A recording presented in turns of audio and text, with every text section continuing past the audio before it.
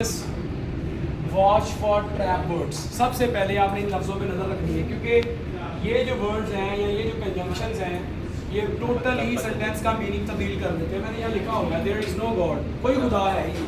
अब अगर बंदा यही तक सोचे तो वो तो कहेगा ये तो काफिर हो गया, मुर्तद हो गया। देयर इज़ नो गॉड, ये एथियस्ट हो गया, कोई खुदा है ही नहीं। आगे क्या कह रहा है? बट अल्लाह, अल्लाह के सिवा। There is no one in the class but mister Osama, यानी क्लास में कोई नहीं था उसामा के अलावा। तो बट इफ मैंने नहीं लिखा, इफ ये वाले इफ के साथ वेदर आता है साथ, याद होगा 10th क्लास में डायरेक्ट इंडायरेक्ट जब लिखते थे तो इफ और वेदर लिखते थे। सो उसके बाद हाउ एवर है, although, while, instead of, while, despite of, rather than, in contrast to, if और वेदर। ये वाले जो वर्ड्स हैं ये आपको थोड़ा ट्रैप कर रहे होते हैं, पीछे मीनिंग निगेट हो रहा होता है, आगे इनके पॉजिटिविटी होती है। एक और साथ है 11 नंबर है यहाँ पे, एज वेल एज यहाँ विद। अच्छा, ये और ये दोनों सेम है। मैं कहता हूँ the principal as well as, ये जरा गौर करें, the principal as well as, the principal as well as the boys। अब आपको लगता है ना यहाँ आर आना चाहिए, आर गोइंग टू मरी। सुहान साहब, उसामा साहब, जहाँ साहब तवज्जो कर रहे हैं, फोकस कर रहे हैं।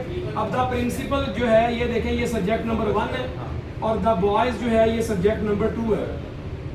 ऐसा ही है। अब देखिएगा जरा, ऐसा सेंटेंस जब दो सब्जेक्ट्स के साथ आए एज वेल एज या विद की मदद से, तो जो हेल्पिंग वर्ब है वो फर्स्ट के मुताबिक आएगा। अब दिखने को तो ऐसा लग रहा है कि बॉयज जमा है तो आगे आर आना चाहिए, या आगे मैं हैव लिख देता हूँ तो क्या आएगा? हैज आएगा। क्यों? क्योंकि हमारा मेन जो फोकस जो प्राइमरी सब्जेक्ट है वो प्रिंसिपल है। फिर एक और बात, जब each, every, either, neither, either के साथ और आता है, आपको पता है, नाइदर के साथ नॉर आता है, ठीक है। अच्छा, ये डिस्ट्रीब्यूटिव प्रोनाउंस हैं। इनके बाद एनीवन, समवन, इनके बाद हमेशा सिंगुलर हेल्पिंग वर्ब आएगा। अब ये जब तवज्जो हम नहीं करते तो जुमले का इंटायर मीनिंग चेंज हो जाता है, जिसकी वजह से हमारे मार्क्स लूज हो जाते हैं और हम अल्टीमेटली कहते हैं यार मैं I have done my masters, मैंने एमए किया हुआ है, मैं पोस्ट ग्रेजुएशन मैंने किया हुआ है और in spite of that I have got 5.5 marks in reading. So it's a very tragedy कि यार ये क्या हुआ है मेरे साथ। तो प्रॉब्लम ये है कि आइल्स एक टेक्निकल एग्जाम है और ये वो ट्रेडिशनल एग्जाम नहीं है कि मैं कहता हूँ right an essay on corruption in 500 words जो हमारे यहाँ इंटर मैट्रिक एमए बीए में आता है। ये वो नहीं है, ये टेक्निकल है। इसमें मैप्स, ग्राफ्स को आपने टेक्निकल राइटिंग में पेश करना है और टेक्निकल राइटिंग एक इटसेल्फ एक बहुत बड़ा सब्जेक्ट है। अब ईमेल लिखते हैं ना, अब इतनी बड़ी बात, अब देखें ना, मैं उर्दू का जुमला बोलता हूँ कि मैं डॉक्टर हूँ, आप मरीज़ हैं, तो मैं एज ए डॉक्टर आपसे कहता हूँ तुम्हारे लिए, यानी मैं आपका दोस्त हूँ, चले मैं आपका दोस्त हूँ और आप बीमार हैं और मैं आपको मशवरा दे रहा हूँ यार डॉक्टर के पास चले जाओ। मैं अब आपको कहता हूँ उर्दू के ज़रा जुमले, मेरे लफ्ज़ गिनना, मैं कितने लफ्ज़ बोलता हूँ। तुम्हारे लिए बेहतर तो ये है कि तुम डॉक्टर के पास जाओ और अपना मुआयना करवाओ ताकि तुम जल्द अज जल्द सेहतयाब हो सको। कितने अल्फाज हुए? 22, 22 वर्ड्स मैंने गिने, 22 वर्ड्स उर्दू में हैं। अब जब हम इसको इंग्लिश में ट्रांसलेट करने बैठते हैं ना, तो हमारा कि पाकिस्तानी नॉन नेटिव स्पीकर्स का हमारा यही एटीट्यूड होता है कि हम इंग्लिश के वर्ड्स भी 20 प्लस या 15 प्लस 15 प्लस अल्फाज इसके होंगे। लेकिन अगर यही बात गोरा, कोई ब्रिटिशर, कोई अमेरिकन, कोई ऑस्ट्रेलियन बंदा कह रहा है तो वो कैसे कहेगा? अगर मैं एज ए पाकिस्तानी कहूँ तो मैं कहूँगा it is good for you that you must go to the doctor and get yourself examined so that you may be recovered as soon as possible. ये 22 अल्फाज उधर बोले थे, मैंने 27 इधर कह दिए। So this is not the criterion, ये क्राइटेरियन नहीं है। अब अगर एक नेटिव स्पीकर जो ब्रिटिशर है वो इसको क्या करेगा? वो सिर्फ इसको 4 या 5 लफ्ज़ों में कहेगा।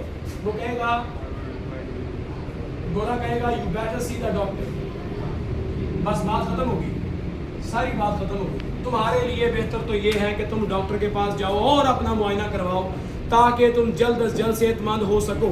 अब ये 22 लफ्ज़ों को गोरा कितने लफ्ज़ों में कह रहा है?